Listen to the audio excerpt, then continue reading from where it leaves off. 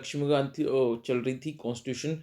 ये हमारा 5th lecture है। तो इंडियन काउंसिल एक्ट पढ़ रहे थे। इंडियन काउंसिल एक्ट में हमने 1861 का काउंसिल एक्ट देख लिया था। अब इंडियन काउंसिल एक्ट 3 आए थे, 1861 में, 1892 में एंड 1909 में। 1861, 1892 एंड 1909। तो 1861 का हमने देख लिया था। नाउ अब हम बात कर लेते हैं इंडियन काउंसिल एक्ट 1892। अब इसमें क्या हुआ देखो।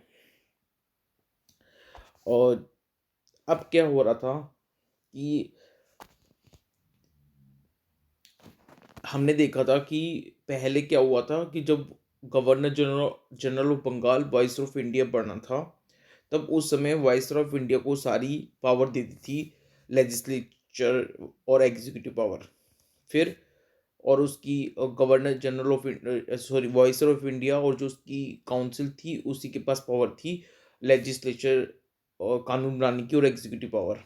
ठीक है, बॉम्बे और मद्रास से भी छीन ली थी पावर। फिर बाद में जब ब्रिटिश गवर्नमेंट आई, 1858 का एक्ट आया और इंडियन काउंसिल एक्ट आया 1861, तो हमने देखा कि जो वापस जो पावर थी वो वापस बॉम्बे प्रेसिडेंसी, मद्रास प्रेसिडेंसी और भी दूसरे प्रेसिडेंसीज को लेजिस्लेटिव पावर प्रोवाइड करने लग गए, ताकि जो डिवीज़न ऑफ वर्क हो जाए। क्योंकि वॉइस ऑफ इंडिया के ऊपर ज़्यादा बर्डन आ गया था, तो ज़्यादा बर्डन आए इसलिए कुछ तो सेंटर में वॉइस ऑफ इंडिया के पास भी लेजिस्लेटिव एंड एग्जीक्यूटिव काउंसिल है, और बहुत सारी जो अलग अलग प्रोविंसेस हैं, बंगाल, बॉम्बे, मद्रास, पंजाब, इनके अंदर भी प्रोविंसेस में भी लेजिस्लेचर है एंड एग्जीक्यूटिव काउंसिल है। तो इसका मतलब अभी तक हम ये पढ़ चुके हैं। अब क्या हो रहा है फिलहाल, जब 1892 का एक्ट आया तो क्या पोजीशन है कि सेंट्रल लेवल पे वॉइस ऑफ इंडिया और उसकी एग्जीक्यूटिव काउंसिल है एंड लेजिस्लेटिव काउंसिल है। ऐसी स्टेट हैं जिसको हम प्रोविंसेस बोल रहे हैं, उस प्रोविंसेस में भी लेजिस्लेटिव काउंसिल है एंड एग्जीक्यूटिव काउंसिल है। सेंटर में वॉइस ऑफ इंडिया है, प्लस में उसके साथ उसकी एग्जीक्यूटिव एंड लेजिस्लेटिव काउंसिल है। स्टेट में, प्रोविंसेस में गवर्नर है और उसके साथ उनकी एग्जीक्यूटिव एंड लेजिस्लेटिव काउंसिल है। अभी तक हमें ये पता है, जब 1892 का एक्ट आया तो अभी तक ये पोजीशन चल रही है कि सेंटर में वॉइस ऑफ इंडिया है, प्लस में उसकी एग्जीक्यूटिव काउंसिल है, लेजिस्लेटिव काउंसिल है। लेजिस्लेटिव काउंसिल लॉ बनाती है, एग्जीक्यूटिव काउंसिल बाकी का काम करती है, इम्प्लीमेंट करती है, लॉ को एडमिनिस्ट्रेशन करती है।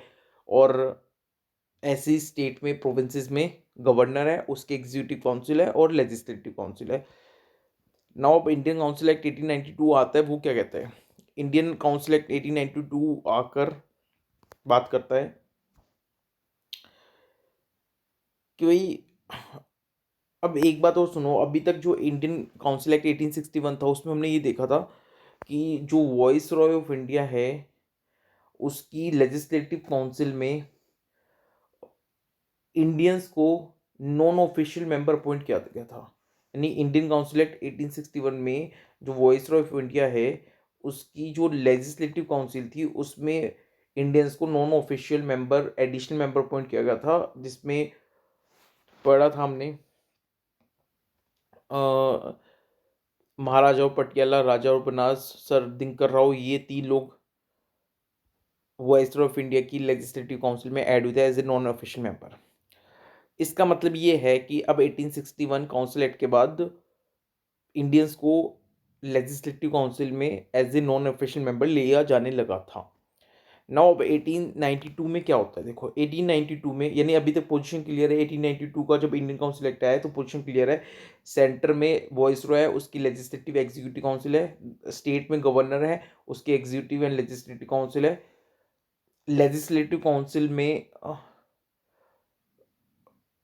इंडियंस को as a non official member लिया जा रहा है, एडिशनल मेंबर लिया जा रहा है। नाउ अब ये एक्ट बात करता है, इंडियन काउंसिल एक्ट बात करता है 1892 कि जो नॉन ऑफिशियल मेंबर हैं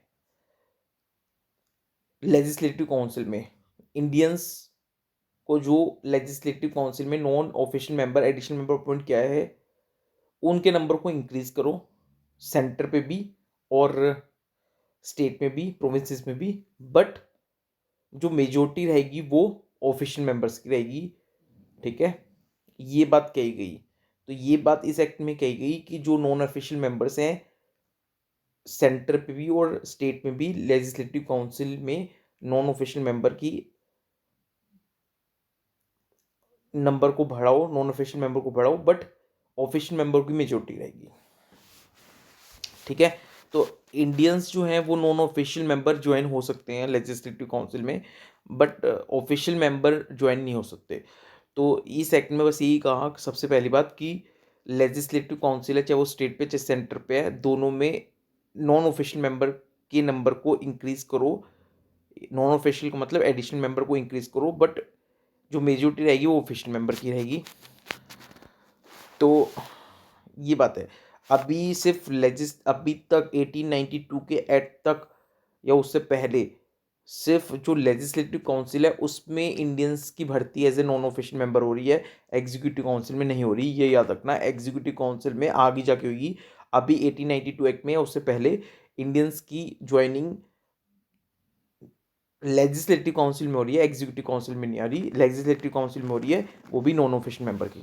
ठीक है, तो इस एक्ट ने कहा कि सेंट्रल और स्टेट लेजिस्लेटिव काउंसिल में नॉन ऑफिशियल मेंबर की कैपेसिटी को बढ़ाओ, बट मेजोरिटी रहेगी ऑफिशियल मेंबर्स की। उसके बाद कहा कि जो लेजिस्लेटिव काउंसिल है वो बजट को डिस्कस कर सकती है, उसको ये पावर दी जाती है कि लेजिस्लेटिव एग्जीक्यूटिव के सामने बजट को डिस्कस कर सकती है, एग्जीक्यूटिव से क्वेश्चन पुट कर सकती है। ये भी पावर दी। तो क्या पावर दी? लेजिस्लेटिव काउंसिल एग्जीक्यूटिव से के सामने बजट डिस्कस कर सकते हैं और उनसे क्वेश्चन पूछ सकते हैं। उसके बाद एक पॉइंट और आया कि जो सेंटर में वॉइसराय की लेजिस्लेटिव काउंसिल है उसमें कुछ नॉन ऑफिशियल मेंबर जो अपॉइंट होंगे, उनमें से कुछ नॉन ऑफिशियल मेंबर को नॉमिनेट करेगा। एक तो स्टेट की जो लेजिस्लेटिव काउंसिल्स हैं, यानी प्रोविंशियल लेजिस्लेटिव काउंसिल, वो प्लस में बंगाल चैम्बर ऑफ कॉमर्स, ये लोग मिलके नॉमिनेट करेंगे। यानी इसका मतलब वॉइसरॉय की जो लेजिस्लेटिव काउंसिल है उसमें जो नॉन ऑफिशियल मेंबर है उसमें से कुछ नॉन ऑफिशियल मेंबर कहाँ से आएंगे? नॉमिनेट होकर आएंगे। और कौन नॉमिनेट करेगा? जितनी भी स्टेट की प्रोविंसेस हैं वो, प्लस में बंगाल चैम्बर ऑफ कॉमर्स, ये मिलके नॉमिनेट करेंगे। तो यानी इनडायरेक्टली इलेक्शन होने वाला है। और ऐसे ही जो प्रोविंसेस की लेजिस्लेटिव काउंसिल है उसमें कुछ नॉन ऑफिशियल मेंबर जो आएंगे वो नॉमिनेट हो आएंगे। और नॉमिनेट कौन करेगा? डिस्ट्रिक्ट बोर्ड, म्यूनसिपैलिटी, जमींदार, ट्रेड एसोसिएशन, यूनिवर्सिटीज, चैम्बर्स, यानी ये लोग नॉमिनेट करेंगे मिलके। तो यानी इसका मतलब यहाँ पे जो इस एक्ट में बताया गया 1892 के काउंसिल एक्ट में कि एक तो सेंट्रल और स्टेट लेजिस्लेटिव काउंसिल में नॉन ऑफिशियल मेंबर की का नंबर बढ़ा है, बट मेजोरिटी ऑफिशियल मेंबर की रही है। दूसरा, वॉइस ऑफ इंडिया के लेजिस्लेटिव काउंसिल में कुछ नॉन ऑफिशियल मेंबर कहाँ से चुन के आएंगे? स्टेट, प्रोविंसेस, प्लस में बंगाल चैम्बर ऑफ कॉमर्स मिलकर नॉमिनेट करेंगे। और जितनी भी स्टेट प्रोविंसेस हैं वहाँ की गवर्नर की लेजिस्लेटिव काउंसिल में कुछ नॉन ऑफिशियल मेंबर भी नॉमिनेट होके आएंगे और उनको नॉमिनेट करेंगे district board, municipality, university, trade association, जमींदार, चैम्बर्स एटसेट्रा। इतनी बात अब ये हो गई। इसका मतलब इस एक्ट में मेनली इलेक्शन हो रहे हैं, यानी non official member legislative council centre पे और स्टेट पे दोनों में बढ़ाए जा रहे हैं, बट ऑफिशियल मेंबर की मेजोरिटी रखी जा रही है। और कुछ नॉन ऑफिशियल मेंबर सेंटर की लेजिस्लेटिव काउंसिल में और स्टेट की लेजिस्लेटिव काउंसिल में कुछ नॉन ऑफिशियल मेंबर चुन के आ रहे हैं, इलेक्शन के द्वारा आ रहे हैं। ठीक है, ये बताया गया है। तो इनडायरेक्टली एक नॉमिनेशन वर्ड यूज़ किया, बट इनडायरेक्टली यहाँ पे इलेक्शन को इंट्रोड्यूस किया गया है फर्स्ट टाइम। फिर नेक्स्ट है इंडियन काउंसिल एक्ट 1909। अब ठीक है, तो 1909 इंडियन काउंसिल एक्ट 1909 में क्या है? अब इंडियन काउंसिल एक्ट 1909 को आप बोलते हो मोर्ले मिंटो रिफॉर्म। तो मोर्ले मिंटो रिफॉर्म बोलते हो। अब देखो, मिंटो भाई साहब जो हैं वो उस टाइम पे वॉइस ऑफ इंडिया थे, और मोर्ले जो है वो सेक्रेटरी ऑफ स्टेट थे। याद है ना, सेक्रेटरी ऑफ स्टेट, जब ये जो board of court of director and board of control को ख़त्म किया गया, तो एक नई पोस्ट क्रिएट की गई थी सेक्रेटरी ऑफ स्टेट, और उसको असिस्ट करने के लिए 15 मेंबर की काउंसिल बनाई गई थी। तो वो जो ये मॉर्ले थे वो सेक्रेटरी ऑफ स्टेट थे उस टाइम पे, एंड मिंटो थे वो वॉइसरॉय ऑफ इंडिया थे। तो मॉर्ले मिंटो रिफॉर्म है। अब तो पहले सेक्रेटरी का नाम आएगा, फिर वॉइसरॉय ऑफ इंडिया का नाम आएगा, तो Morley Minto reform, Indian council act 1909। अब इसमें क्या कहा गया, इसमें ये कहा गया कि जो सेंटर और स्टेट है, स्टेट को प्रोविंस बोल रहे हैं हम, तो जो सेंटर है और जो स्टेट है उसमें जो लेजिस्लेटिव काउंसिल है उनका साइज इंक्रीज करो, और साइज इंक्रीज मतलब लेजिस्लेटिव काउंसिल के मेंबर्स को बढ़ाओ, ठीक है। दूसरा इसमें बताएगा कि जो legislative council, central legislative council है उसका, तो उसमें तो इतना बढ़ा दिया कि 16 से 60 कर दी मेंबर। तो बस इस एक्ट ने जोड़ दिया कि लेजिस्लेटिव काउंसिल को बढ़ाओ सेंटर पे भी, और सेंटर भी बढ़ाओ और स्टेट भी बढ़ाओ, ठीक है। जो इससे पहले एक्ट आया था 1892 का, उसने ये कहा था कि सेंटर और स्टेट की लेजिस्लेटिव काउंसिल में नॉन ऑफिशियल मेंबर्स का नंबर बढ़ाओ। बट ये क्या कह रहा है, ओवरऑल जो ऑफिशियल प्लस नॉन ऑफिशियल मिलाकर जो ओवरऑल लेजिस्लेटिव काउंसिल है स्टेट पे भी और सेंट्रल लेवल पे भी, तो ओवरऑल लेजिस्लेटिव काउंसिल का साइज इंक्रीज करो इस एक्ट के अकॉर्डिंग। और हुआ फिर क्या कि जो सेंट्रल लेजिस्लेटिव काउंसिल है उसका तो साइज 16 से 60 हो गया, ठीक है। उसके बाद इस एक्ट ने कहा कि सेंट्रल लेजिस्लेटिव काउंसिल में जो मेजोरिटी रहेगी वो ऑफिशियल मेंबर की रहेगी, लेकिन स्टेट या प्रोविंसेस में अगर वो चाहें तो जो मेजोरिटी है वो नॉन ऑफिशियल मेंबर की भी कर सकते हैं। यानी इंडियन काउंसिल एक्ट 1892 ने तो ये कहा था कि हाँ, दोनों लेवल पे यानी स्टेट और सेंट्रल लेवल पे, दोनों लेवल पे ऑफिशियल मेंबर की मेजोरिटी रहेगी। बट ये एक्ट कहता है कि सेंटर पे तो ऑफिशियल मेंबर की मेजोरिटी रहेगी, लेकिन स्टेट पे प्रोविंसेस पे लेवल पे नॉन ऑफिशियल मेंबर की मेजोरिटी हो सकती है, ठीक है। तो अभी तक दोनों एक्ट 1892 1909 का जो काउंसिल एक्ट आया है वो अभी तक तो लेजिस्लेटिव काउंसिल पे ही जोर दे रहे हैं। अब देखो 1909 का इंडियन काउंसिल एक्ट और क्या कह रहा है। इंडियन काउंसिल एक्ट का 1909 ने लेजिस्लेटिव काउंसिल को कुछ और पावर दी। कहा कि आप बजट तो पहले भी पूछ सकते थे, यानी 1892 में लेजिस्लेटिव काउंसिल को बजट पर डिस्कस करने की और एग्जीक्यूटिव से क्वेश्चन पूछने की पावर मिल गई थी। अब ये एक्ट कह रहा है कि इसके साथ साथ हम आपको सप्लीमेंट क्वेश्चन पूछने के लिए पावर देते हैं। सप्लीमेंट क्वेश्चन का मतलब क्या होता है, एक बार क्वेश्चन पूछा और एग्जीक्यूटिव ने आंसर दे दिया, फिर उसके ऊपर दोबारा से उस आंसर के ऊपर दोबारा से क्वेश्चन करना, वो होता है सप्लीमेंट्री क्वेश्चन। तो ये एक्ट कहता है कि सप्लीमेंट क्वेश्चन भी देते हैं हम लेजिस्लेटिव काउंसिल को, यानी बजट डिस्कस करना और क्वेश्चन पुट करना एग्जीक्यूटिव को। ये तो 1892 इंडियन काउंसिल एक्ट में मिल गया था। अब उससे ज़्यादा पावर यानी सप्लीमेंट क्वेश्चन पूछने की पावर ये एक्ट दे रहा है 1909 का इंडियन काउंसिल एक्ट। और प्लस में रेजोल्यूशन मूव करने की, यानी बजट पे अब वो जो वोटिंग होगी वो वोटिंग पावर भी है, इस ये एक्ट लेजिस्लेटिव काउंसिल को दे रहा है कि अब लेजिस्लेटिव काउंसिल भी क्या करेगी, बजट पे वोटिंग कर सकेगी, ठीक है। तो लेजिस्लेटिव काउंसिल को भी बहुत पावर दे दी इस एक्ट ने। और ये एक्ट ने क्या करा, ये एक्ट ने पहली बार जो इंडियंस हैं उनको एसोसिएट किया एग्जीक्यूटिव काउंसिल में भी। अभी तक अभी तक जो इंडियंस हैं वो सिर्फ लेजिस्लेटिव काउंसिल में ही अपॉइंट किए जा रहे हैं। बट जो इंडियन काउंसिल एक्ट 1909 है, इसने इंडियंस को एग्जीक्यूटिव काउंसिल जो है स्टेट पे और सेंटर पे, यानी वॉइसरॉय और गवर्नर की एग्जीक्यूटिव काउंसिल में भी इस एक्ट ने इंडियंस को अलाउ किया। और जो सत्येंद्र प्रसाद सिन्हा थे, he was the first Indian to join the viceroy executive council, ठीक है।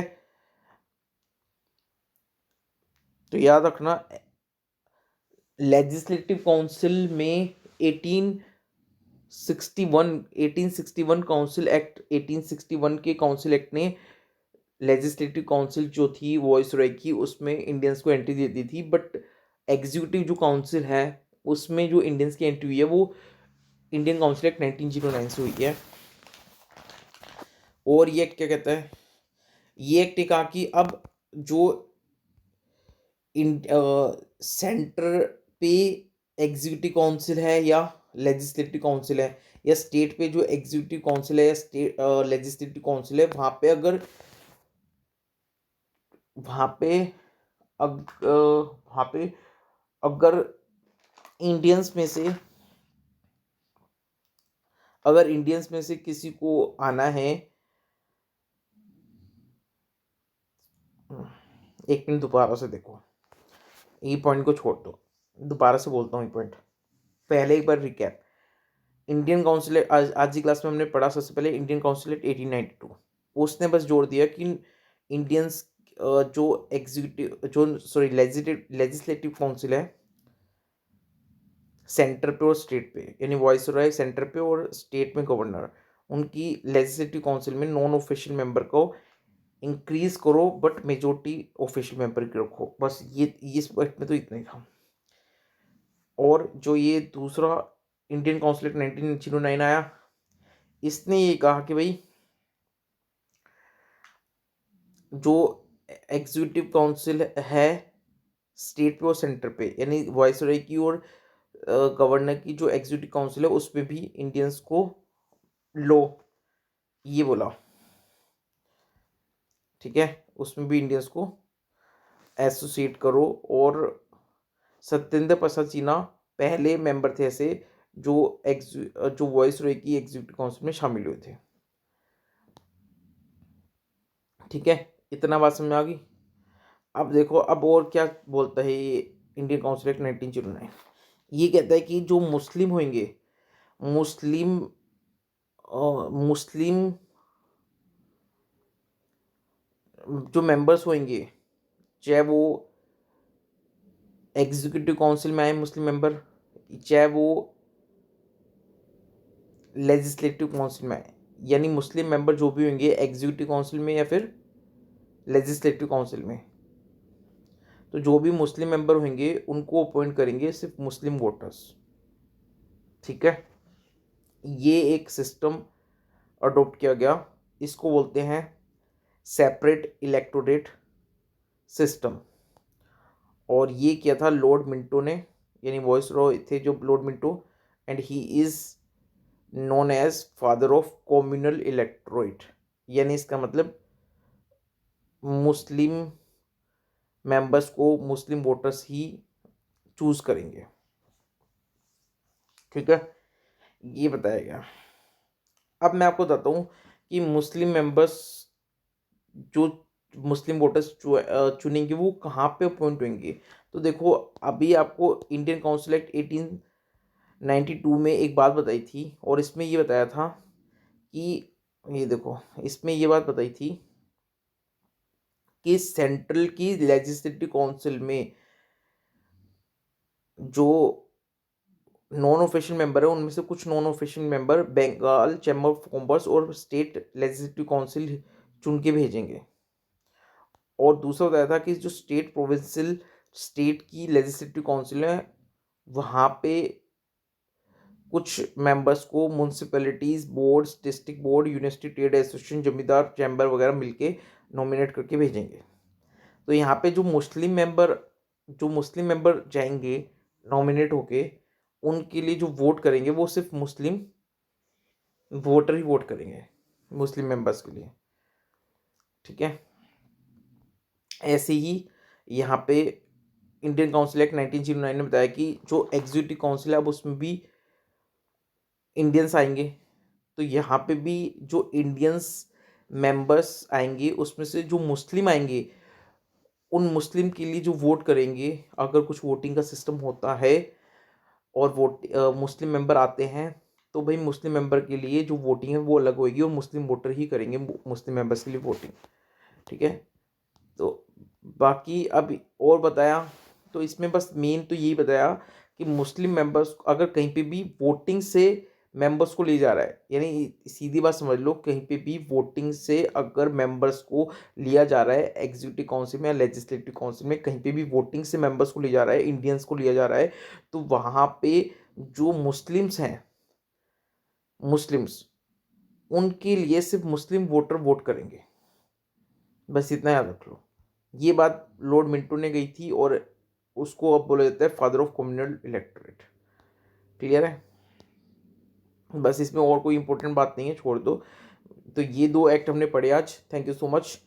अगली क्लास में गवर्नमेंट ऑफ इंडिया एक्ट 1919 करेंगे और आगे ऑनवर्ड्स पढ़ाई करेंगे। Thank you so much. Bye bye, take care.